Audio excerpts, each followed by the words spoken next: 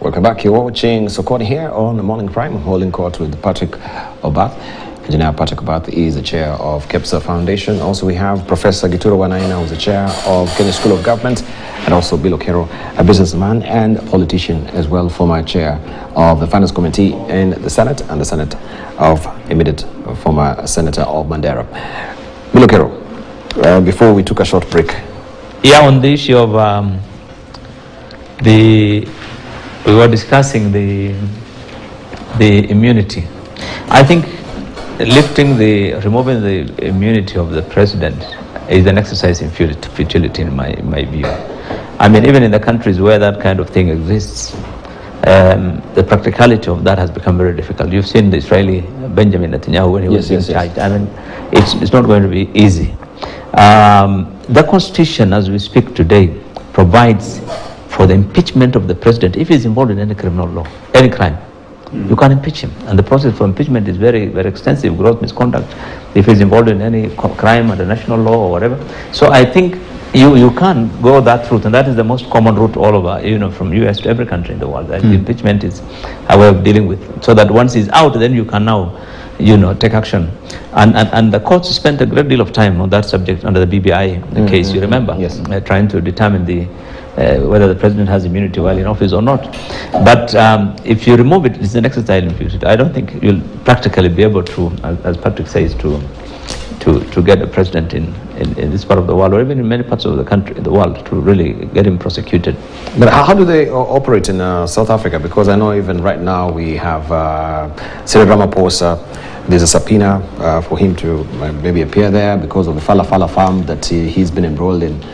I don't know if maybe you're privy to that, Patrick. You can educate us. No, I haven't followed that particular case in South Africa and so forth. But you found that with the previous president, they really got into him after he left his office. Yeah, when he became now a normal person. With the Gupta scandal. With the Gupta scandal and everything else, yeah. People started talking about it when he was in the presidency. And people said, yeah, there's something going on here, right? And the key thing about South Africa is that people were able to talk without being threatened, right? And the key thing is when there is that freedom of speech that you can speak and continue speaking without fear of any retribution, then you begin now, the giving action to the Constitution will start. Because issues like impeachment of a president and stuff like that comes out because of the fact that people are talking about it. It's become an issue that is of public interest in the country, and then you now take it into the necessary, whether it is through parliament for impeachment or whether it's through a court to take them out. The key thing I think in South Africa is that a president is not free of court process. I think that's the difference. Yeah. In South Africa, I don't know. In South Africa, the president has no presidential immunity. Exactly, there is no presidential immunity. No, in South Africa they don't. That's the second thing is the institutions are very independent. Very independent. The prosecutor can take action without, and they do that every day. They are very, very independent, strong institutions, and they have no. He has no presidential immunity. I think for South Africa it's been. It's different, really. But in this country, when I think we were writing the Constitution, I think nobody wanted that. Right. Okay. So let's wait and see if this really will come to happen. At the end of the day, this promissory notes that were given at the end of the day. But the issue of the Chinese being deported who are working here illegally, that is a valid concern. That's important. That's important. Because I know from my own knowledge of talking to some immigration guys. Of course, there are over 100,000. Last time, I think I talked to a friend from immigration. He told me there are over 100,000. That was about 4 or 5 years ago. Over 100,000 Chinese, all over the country. You go to Embu, you go to Nyeri, you go to everywhere. You find 100,000, and some of them over 5 years. So we can actually look at the multiply. And some of them have no documentation. So but quite a number of them don't have. The law is very clear. Yeah. If you know it, just deport them. Period. I think we don't need anything. That's a legal thing. You don't need any law for that. Then Matiang'i and his team are not working. Take them back to where they come from. But why focus on Chinese? Correct. How many illegal immigrants are there in this country? People who are working here illegally. There are many. The Chinese are just but a small portion. What you have to talk about is not you're going to deport Chinese, you're going to make sure that immigration works. Yes. That for me is the point that will drive me to vote for you, because you say I'm going to make immigration work and make sure that everybody who is a visitor to this country or coming in can only come in when they have been properly processed and they have been given and the process has been followed right up to the end, such that the likelihood of anybody working in this country without the right permit is minimized. That is the goal, not the Chinese. No, you see, that happens already. Yeah. Every day, if you ever go to courts, there are always people being brought to court, because it's not newsworthy. Yeah. But it happens every day. Yeah. You know, from DRC, from Tanzania, Somalia, people Yeah. are being charged and deported. That's routine. You can't do that to Chinese. That one you can take it to the bank. I mean, this one I've compounded myself. You get a Chinese arrested. I mean, you've seen it many times in the media. When the ones who have been arrested in Rwanda or in other parts of doing some, engaged in some, some things. No, you can't. Why? You take them to court and the embassy gets involved because he's your creditor, my friend. He's your single largest creditor. That's the difference. I mean, it's not the guy who crossed over from. I don't think so. I think it's beyond that. It's come on. It is a fact. It's a fact that for them, they look at they look at the payback. They pay you. They pay to get out because they can see the opportunity for business. And the guys within that, who are supposed to enforce that, are making good money. I'm talking to the point of fact. And I'm telling you, you try to take action on those guys. Yes. And this I've confirmed from security officials. Yeah. It's not that easy.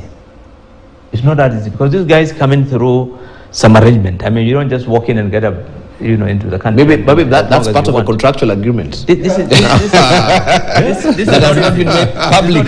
Yes. But the protection for our people. That's why he's really particularly intent that yes, we must go for these illegally Chinese who are working here in this country. But let me take you to the superhighway when it was built. Yeah, at that time, almost people driving bulldozers, everything else were Chinese. Yeah. And we protested like hell. Why are these guys driving this machinery here? Within 2 years, the number of bulldozer drivers were exactly the same. But the involvement of the Chinese had increased by, I don't know, 3-4-fold. But it meant that the initial people were still driving and training, and there are more Kenyans now who are driving that. Look at today. How many of those expensive high-tech machines and everything else, even in the building of the expressway, most of them were Kenyans.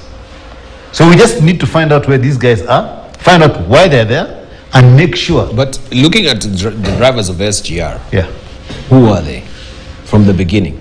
Who are the conductors? These were part of the contractual agreement. I think we need to go beyond what the person on the street. I have a colleague. He's an economist within the State Bank. He got his PhD in China, and he decided to go on the express and talk with the Chinese are there. They are really qualified people. I think that's something we have to. The second thing we have to really, even when this contract, right now, 40% of this contract, they must be looking at the local content. Yes, exactly. So there are certain things which we need. And I look at this route from Othero all the way to near Emuru. The area was funded by EU. Did you ever see any white person on that road? The technical, they would come and technical assistant, they would take 50% of what is happening there. Now, that road has been redone. Yeah? We found our Kenyans, we found the Chinese working together. Something you have to appreciate, the kind of skills you are provided, bringing the people on ground. And that's how they beat the West. But it doesn't really matter. Then what do we do also to try and incentivize our own contractors here? You see, because I think, Bilo, from also from Parliament as well, this is where, could you say you've really dropped the ball? No. In terms of legislation, because there was a bill that was really talking about the local content of 40%. He doesn't agree with me, right? I don't agree. You look at the Chinese are not the only people investing in infrastructure here. Before they came, Japanese put up most of the infrastructure in this country. You rarely see a Japanese, engineer running around on the road, from supervising, trying to drive a tipper. You don't. Chinese are in every little activity on this road, literally. Literally, they are supervisors of everything. They are there by the thousands on this road. You don't do that on any of the other. The EU countries have been funding, major infrastructures in this country. They don't. They give that to a contractor. If the contractor is from EU, wherever it is, but they don't necessarily bring their people. Chinese is different. You put them in containers there by the thousands, and they're the ones who are doing most of the. Who are those people they are bringing? So the narrative is they are prisoners. Number two, it doesn't matter whether they're prisoners, but they're really using their nationalities more than any other country in terms of their But we have passed. There was a legislation, you remember, to try and get the government to accept that for projects at least, because the government did not want this issue of what happens in Zambia and other countries, that a certain amount of percentage of the contracts must be given to local investors. They have not been very amenable to that idea. But later, I think there was a private members bill, you remember, that said any contract less than 1 billion should not be given to a Chinese or a foreign investor. So that at least the local contractors here can handle that. But that bill, I think, also did not find favor with the government at the end of the day. So I think it's important to protect your own and to develop your own people. This country has better manpower than many other countries in the world. And so to try and, bring every kind of person because you have given them a contract. First you are giving them, and I think I told you this in the last meeting, this SGR, for instance, or even this other, every single item that is imported from China, it comes duty free. They waive the duty, they waive the VAT, and then they allow, on top of all that, a large number of people to come. Complete incomes, you've seen them. I mean, it's really, and there was a lot of outcry. You remember initial times when people complained that the supervisors were harassing them, or they were being denied positions of supervisors and so forth in SGR. But so a large enough, so I think there's need, everybody appreciates the training, but I think there's need to also really prioritize your own people. We have today in this country thousands of engineers, very qualified, who are without jobs. And then you bring, people to come and supervise, small road construction in Nyeri. You see a Chinese on the road. I mean, it doesn't make sense. I think I agree with you, but what happened? Let me just take the example of the SGR. When it started off, it was going to be 100% Chinese. And as a private sector, we went and sat down and said, we must get local content to this. We started with cement. And cement, there was like a small quality thing somewhere, which they said there's this quality that needs to be there. And the cement manufacturer said, no, give us just about 2-3 months. We'll be able to import the kit and do it. And they did. And they went through that. The next element was steel. Now steel became, that was where there was a lot of knocking of heads. Because for steel investment to get to that kind of level, our people here could not get that level of investment and get the payback with only the SGR. They needed more than that because of the quality of steel. So there we said the main track and the items on the main track, yes, we agree. You bring in Chinese steel. Right. But anything else, all the construction steel, everything else has to be local. So we negotiated and negotiated and negotiated, and eventually we got up to only 28% out of the possible 40%. Because the rest, we couldn't invest in time locally to be able to get that expertise. But what it meant was that the next one, and this is where now we fault the people who make these decisions. The next one was that before you sign an agreement, let us talk about local content that you're going to put into that agreement up front. And then we agree that once that is done, it is going to be local. People can invest. So 2 years before that thing starts, if it is DevKey or whoever it is who has got to put special steel mills in, they have a chance to get the plant in, get it working and getting ready, so long as they have got that contract 2 years before.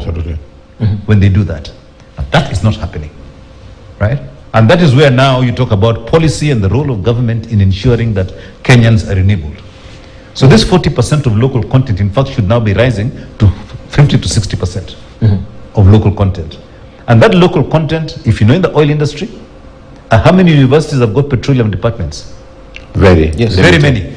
It's because in the petroleum sector, my sector, we actually made sure that the international organizations invested in training people locally. And they took people and trained them abroad.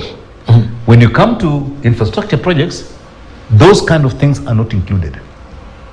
We need to start talking about major companies who are here to stay and are doing those big infrastructure projects. And I can tell you, there are probably only 4 or 5 who are able, over the capacity to do that.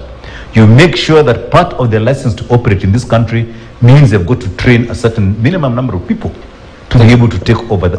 and I want to pick something he brought about. It's interesting, we just finished evaluating Media Term Run 3, and one of the commitment was just what Patrick is saying, training in the university, getting into petroleum. We actually can see that commitment, even at that high level planning. So there are things, and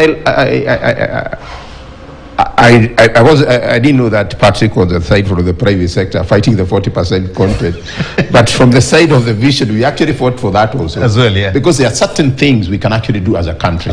We don't have to get to. And I'm just seeing also from the New Times here in Rwanda, they're actually saying that UR is pushing for faculty on nuclear studies. A big number of African countries rely on foreign education institutions for training in the nuclear science industry. This is Rwanda just across here, just what you're talking about, Media-term plan. But does it happen here in this country? I think we have also nuclear faculty. Do we have not yeah, we do. Actually, a whole institute. A whole institute. Yeah. Yeah, you go to the on Haridhoku, the main engineering at the back, and Kenya. I think the first director was I think Professor Kenya now in the US. Nuclear is important, but we need to be extremely careful in terms of really the downside of it. And we have seen what has happened in those areers where we have been careless. And I think we'll just dedicate another time on that, primarily as a topic of as an alternative source of energy in this country, because there are a lot of and people were actually asking what is the role of the agency that we do have right now. Is it just taking? Are you done with the Chinese? Are we done with the Chinese? Imaobi has to give this idea. Before Kibaki turned east, and everything here was being done mostly by Kenyan companies. Yes. The road constructions, all these buildings in Nairobi I've seen. Today, if I ask you name one major or 2 or 3 major companies, Kenyan companies, that in road construction, you will not even know them, because every construction of roads is now by Chinese. Whether you go into the rural one around Mandera or the one in you remind me. It's as if there is nobody else who can do road construction. Number one. Number two, the main concern about the contracts of these guys, and again, sorry I bring you back to this, is because of lack of transparency that Patrick said. That competitiveness is not there. All these China road and bridge contracts, they've been given because it is government. They have what they call finance contractor, finance supplier contracts. Yeah. They're the ones who give the finance, and so they're the ones who take the contracts. But otherwise, in the past, contracts were competitive. This is how we always had this country. Yeah. Today, it's not there. You remind me, you just see a Chinese company is building an expressway. You see another one building railways. There's nothing. You remind me of Kirinyaga There's construction. No competitiveness. You remember Kirinyaga construction? Yes, where is it? It was buried by China. There isn't. No. They were given to do a road from Sagana to Nyeri. Yeah. Hapo unaenda Kiganjo na ingine. He took 5 years to do that road, and he's an MP. One of them was an MP of that area of Nyeri. How do you do? I don't know how many you do for 5 years. Kirinyaga, and then one time, one of the main presidential candidates was in charge of that ministry, and he said, "We have cowboy." Now, if you can explain those are politically correct. If you can actually, they're not necessarily the only ones who are there. I agree with you. Yeah. I mean, there were many other good. Those are the ones who messed actually that sector. Delivery, efficiency, yes, the quality of work. Is that we have not built capacity locally to be able to take on these big contracts. We had a long discussion after the Thika Superhighway was built with the local contractors and said, listen, each of you is fighting for a small part of the pie. Why can't you take the whole hog? Why don't you form a conglomerate of the local companies, which then gives you the capacity to take on a big contract? Because the way our local contractors are operating, they had all their own equipment sitting in the backyard. And if they don't have a contract, that thing is rotting away. The way the Chinese and most global companies work is I don't own any equipment. I simply provide the expertise to design and then supervise the building. but I contract all my equipment to other people. It's like he was my, Yeah. he was like the second supervisor. I've just finished supervising a student called you. Called you. Or new from Called, China. she's called you. Y-O-U, like you. So in class I was like you. And so she would respond to anything. But it's interesting, the point that Patrick is bringing, it's actually in her thesis. It's about her 100-something pages. And she was actually looking at the Chinese construction versus the indigenous one. And one of the commissions is actually, and I'm saying maybe Patrick was one of the supervisors, is actually, why don't you form Margaret to deal with it? Yeah. That's it. And then, as Bill is saying that he's the Chinese everywhere, if you look at the people who are supplying them with the construction equipment, a lot of them are local companies. People wised up to that. Instead of fighting them to get the contracts for building, let us invest in equipment, right? So the Thika Superhighway was the first one. Now all these other ones, you've got guys who are providing equipment. But then what happens? The global companies realize there's a lot of work in Kenya. So now the global equipment hiring companies have come to Kenya, right? And our people have not built up the capacity to compete with those people. The downside of it is only Kenya's complained. Yeah. The dogs disappear in that area. Which I'm not sure whether it's true or not. Is the dogs, are the hyenas, maybe we don't know about the Taco Bells of the hyenas as well.